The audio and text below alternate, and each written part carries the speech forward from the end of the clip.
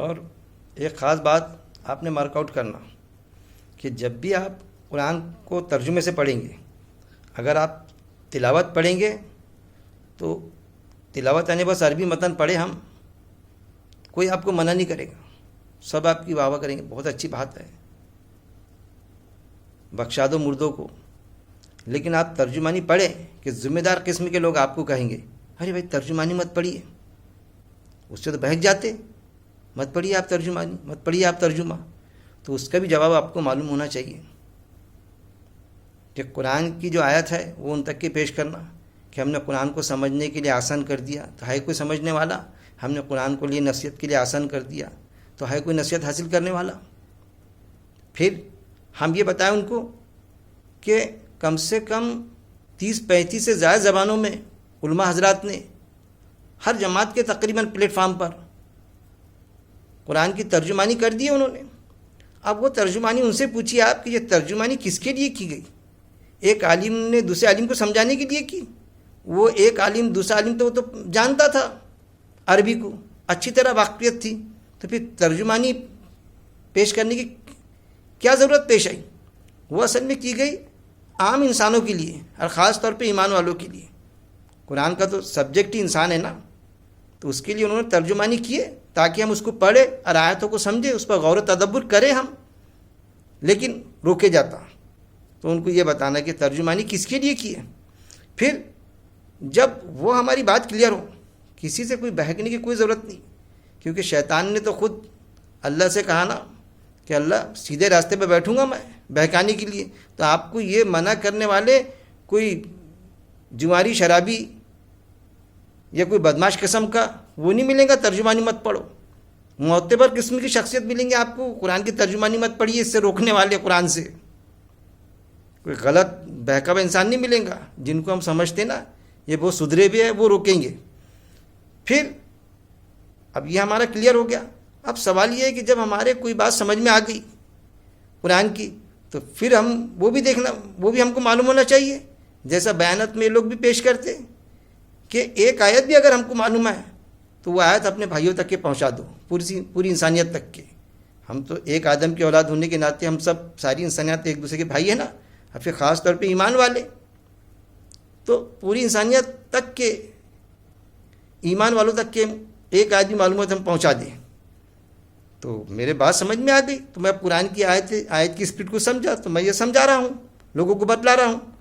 جب آپ بتلائیں گے قرآن کی بات پیش کریں گے تو وہاں بھی آپ کو روکا جائے گا کہ ارے بھائی کیسا آپ عالم ہو کیا، کیوں پیش کر رہے یہ بات کو؟ قرآن پیش کر رہے آپ لوگوں کے سامنے، اس کی ترجمہ وہ بیان کرے لوگوں کے سامنے، درس قرآن لیتے آپ، تو درس قرآن کے لیے روکے جاتا۔ بات سمجھ میں آ گئی تو میں لوگوں تک کے بات پیش کر رہا قرآن کی بات، سوال ہی پیدا نہیں ہوتا، وہاں بھی ان سے کچھ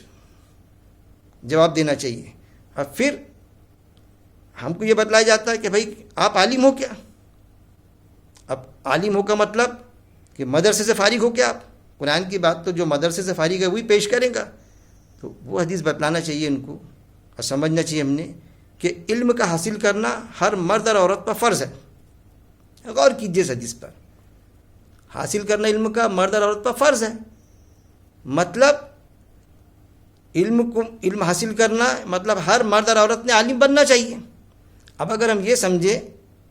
فرض ہے مطلب کہ ہر مرد اور عورت نے علم حاصل کرنا چاہیے، عالم بننا چاہیے، تو پھر ہر مرد اور عورت نے مدرسے سے فارغ ہونا چاہیے۔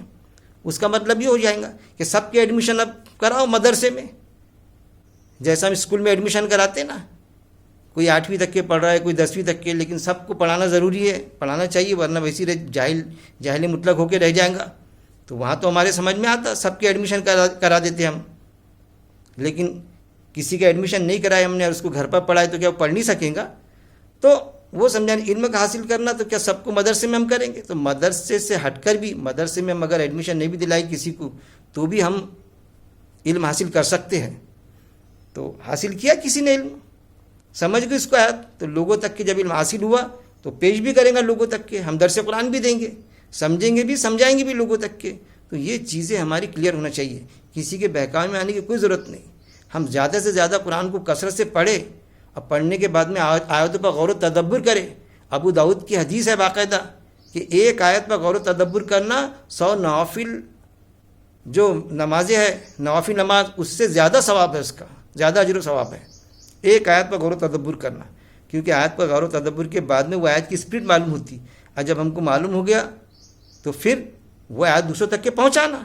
تو ہم آیت پر غور کریں، اس کی گہرائی کو سمجھیں، آیت کی اسپرٹ کو سمجھیں، معلوم ہونے کے بعد میں لوگوں تک کے پہنچائیں ہم قرآن کی بات۔ اللہ کے رسول صلی اللہ علیہ وسلم نے قرآن کے علاوہ کوئی کتاب لکھا کے نہیں گئے، حدیث سے 250-300 سال بعد لکھے گئی۔ اب میں حدیث کے بھی ریفرنسز دیتا آپ کو، جیسا میں نے ابھی ریفرنس دیا، ان سے پوچھنا کیوں منع کی جاتا ہے، یہ حدیث ہے کہ نہیں، اس کو آپ مانتے ہو کہ نہیں، پوچھئے نا کہ آپ منکر حدیث ہو، نہیں مانتے، یہ چیزیں ہیں نا، تو سمجھنا چاہیے ہم کو قرآن کے معاملے میں نو کمپرومائز۔